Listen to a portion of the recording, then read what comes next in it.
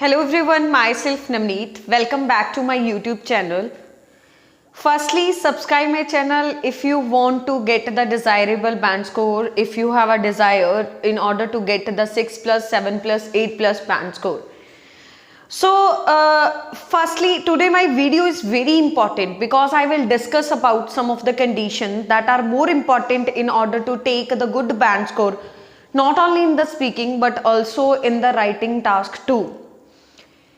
In this today my video is also beneficial for the listening and reading also. How? Because this is one of the condition which I am going to explain properly to you candidate, because in this way the way of understanding towards the finding the question, towards the towards knowing about the meaning of the questions. सो आप discuss करांगे भी किमें अज की जी condition है वो किमें थोड़ी reading listening and writing और speaking वास्ते बहुत इंपैरेटिव है तो बहुत ही फ्रूटफुल रिजल्ट आऊगा थोनों इस तो बाद. In this way you can definitely boost your scores in writing that is more challengeable in order to get 6 plus 7 plus band score in writing portion. So the condition is about if. सब तो पहले आप discuss करांगे what type of mistakes the students always make while attemptation and while using this condition. Firstly student जिहड़ी mistake करते हैं if they नाल only present tense नूं जदों आपां एक्सप्लेन करते हैं तो अपने कोले रिजल्ट है जिहड़ा वो कैन दे नाल विल दे नाल ते मेन दे नाल हुंदा. सब तो पहले तो इफ दी कंडीशन यूज कर देंगे. इत्थे टेंस फॉर्मेशन का फर्क हुंदा, उन्हां दा कैन वाला पोर्शन पहला ला दिंदे आ क्योंकि ये की होंगे कि पहला आपने पोर्शन एक्सप्लेन करना then after that go to the result. Result के स्टूडेंट जी मिस्टेक करते हैं इतने टेंस जोड़ा है वो चेंज कर देंगे, दैट इज़ टोटली रोंग. उस तो बाद वो यूज़ करते हैं कॉमा तो दैन दोनों ही यूज़ कर देंगे तो किते वो दोनों ही नहीं यूज़ करते तो वह भी टोटली रोंग हो जाता है. So you should go firstly if, then after that you should use the present tense whether it is active or passive. Then after that you should use comma or then, या comma use करो या then use करो. Then after that go towards the result. In the result you should go with can, will or may. They can also go with the passive or active portion. सो इस तरीके दे नाल आपां जिहड़ी if the condition है उन्होंने discuss करांगे. Firstly तुसीं देखो अज जिहड़ा आपां ने पोर्शन डिस्कस किया, मैं कुछ एग्जाम्पल्स भी लित्तियां. सपोज करो आप जिवें कहंदे हुंदे आ मॉरल वैल्यूज चिल्ड्रन, एक टॉपिक भी है तुहाडे कोले स्पीकिंग दे विच कि what type of things the children can learn from the parents. So उस तरीके दे नाल यूज कर सकदे हो तुसीं. If the moral values are inculcated by the parents in the children, then the children can not astray from their moral path. तो children है जिहड़े अपने मॉरल पाथ तो भटकते नहीं, कदे भी नहीं भटकते. तो इस तरीके दे नाल जिहड़े इफ द कंडीशन है वो करैक्शन दे विच चले जाती है. उस तो बाद एक होर एग्जाम्पल है if the proper supervision is given by parents. जे प्रॉपर सुपरविजन पेरेंट्स के द्वारा बच्चों को दी जाती है, juvenile delinquency can not be performed by them. जिहड़ी यूथ क्राइम आ, जिहड़ा गलत इलीगल एक्टिविटीज़ दे विच बच्चे जिहड़े टीनेजर्स इंडल्ज हो जाते हैं उदां दी कंडीशन कदे भी नहीं आऊगी. तो इस तरीके दे नाल जिहड़ी इफ दी कंडीशन है you should go with the present tense, then after that you should go with the result. जिवें सपोज करो कि मतलब कोई प्रॉब्लम की गल करिए, उहदे विच अपने कोले की होगा कि ये प्रॉब्लम है जिहड़ी मिटीगेट की जानी चाहिए है. तो ਉਹਦੇ ਵਿੱਚ ਆਪਾਂ डिस्कस किमें करांगे कि प्रॉब्लम जी मिटीगेट की जानी चाहिए है. ठीक है, क्योंकि जे ये प्रॉब्लम बढ़ती है, if this problem likely to be increased it will be very difficult to cure on this problem. So ये तो अपने को प्रेजेंट का पोर्शन सी. हुण आपां एक फ्यूचर की एग्जाम्पल एक्सप्लेन करिए भी फ्यूचर के जिमें आप प्रॉब्लमैटिक ऐसे दे विच एक कनकलूजन नूं एक्सप्लेन करते हैं, उहदे विच दो कंडीशनस यूज होणगियां जिन्होंने तुसी यूज कर सकते हो अपने फ्यूचर के विच. पहला तो वो कंडीशन समझा दा मैं किवें हुंदियां ने. एक विल का पोर्शन है जिहड़ा तुसी यूज करते हो विल प्लस वर्ब की first form. Will plus verb की फस्ट फॉर्म दे विच की हुंदा रैपीटिशन ऑफ वर्ड्स. ऑलमोस्ट तुसी विल प्लस वर्ब की फस्ट फॉर्म यूज करते हो जिहदे नाल थोड़ा जिहड़ा पोर्शन है वो इंपैरेटिव नहीं बनता. You should go with likely to plus verb की first form subject plus object portion.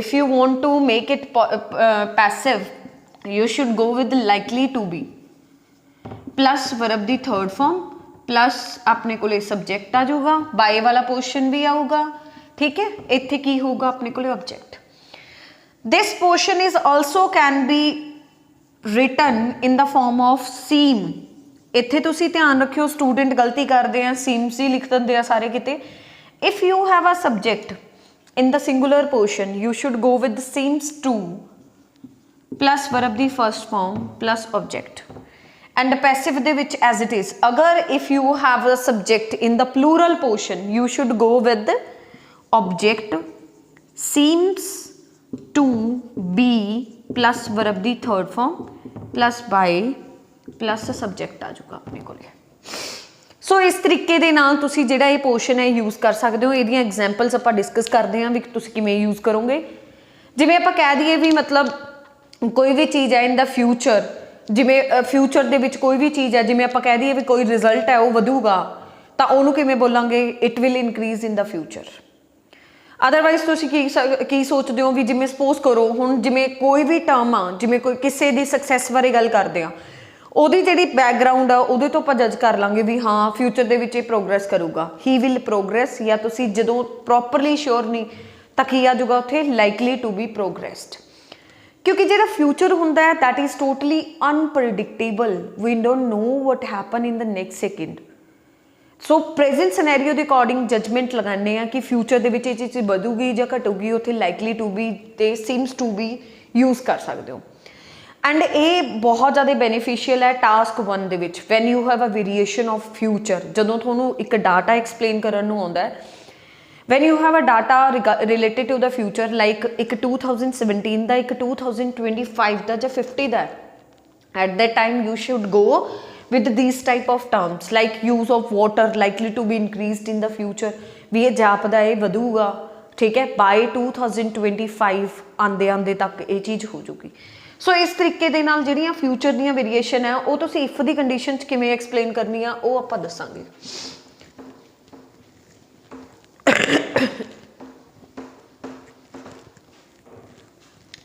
ਤਾਂ ਫਿਊਚਰ ਦੇ ਵਿੱਚ ਕਿਵੇਂ ਆਊਗਾ ਜਿਵੇਂ ਕੋਈ ਵੀ ਪ੍ਰੋਬਲਮ ਦੀ ਗੱਲ ਕਰੀਏ ਆਪਾਂ ਕੀ ਕਵਾਂਗੇ ਇਫ ਦਿਸ ਪ੍ਰੋਬਲਮ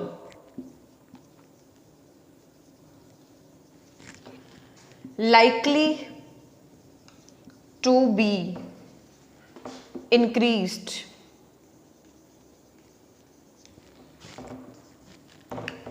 फिर अपने को कॉमा आ जाऊगा ठीक है it will be difficult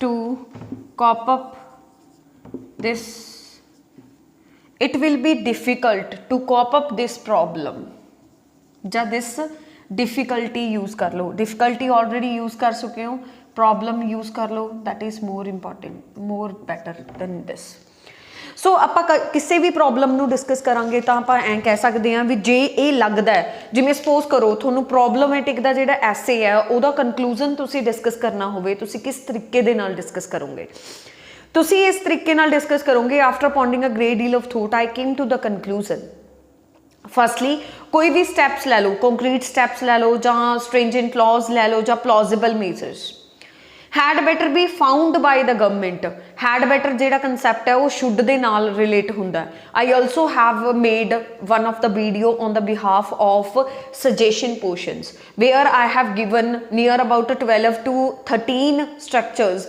regarding the future portion so that you can use these variation while your attemptation of your essay and speaking also in this way you can boost your scores so राजे आप ये की discuss करांगे कि मतलब concrete steps या plausible measures had better be found by the government in order to mitigate the problem of juvenile delinquency because if this problem likely to be increased जे जापदा प्रॉब्लम वधूगी it will be a difficult to cure this problem to overcome this problem to tackle this problem और to solve this problem so इस तरीके दे नाल तुसी जिहड़ा प्रॉब्लमैटिक दा जिहड़ा फॉर्मेट दा सॉरी प्रॉब्लमैटिक दा जिहड़ा कंक्लूजन पोर्शन है जिहड़ा एंड दे विच तुसी कंक्लूड करोगे रिकैप्चुलेट पोर्शन दे विच तुसी यही चीज़ यूज़ कर सकते हो सो इस तरीके दे नाल सी कंडीशन ऑफ इफ होप करदी हां प्रॉपरली समझ आया होगा। मैं डिस्कस करवाया present tense and future tense, क्योंकि पास्ट टेंस दे विच जिहड़ी पोर्शन सीगा वो बहुत घट यूज़ हुंदा। ਉਹਦੇ ਵਿੱਚ भी जे तुसीं चलो जाना चाहो एक सिंपल जी एग्जाम्पल दे दिंदी हाँ, जिवें आपां कहने आ कि काश मैं मेहनत कीती हुंदी तां मैं पास हो सकदा सी, तां तुसीं की कहोगे if I did the hard work I could pass in the examinations. तां जे मैं इदां कीता हुंदा तां इदां हो सकदा सीगा। ਤਾਂ ਫਿਰ ਉਹ ਵਾਲੀ ਜਿਹੜੀ ਕੰਡੀਸ਼ਨ ਹੈ ਉਹ ਰਾਈਟਿੰਗ ਔਰ ਸਪੀਕਿੰਗ ਦੇ ਵਿੱਚ ਨਿਗਲੀਜੀਬਲੀ ਯੂਜ਼ ਹੁੰਦੀ ਹੈ। So that's why I have explained about the present and future variations in along with the condition of if. So in this way this was one of the condition of if. Hope करती हैं properly समझ आया होगा। As usual if you have any kind of doubt please comment on my video so that I can make the and upload the another videos on the behalf of your questions. Thank you so much.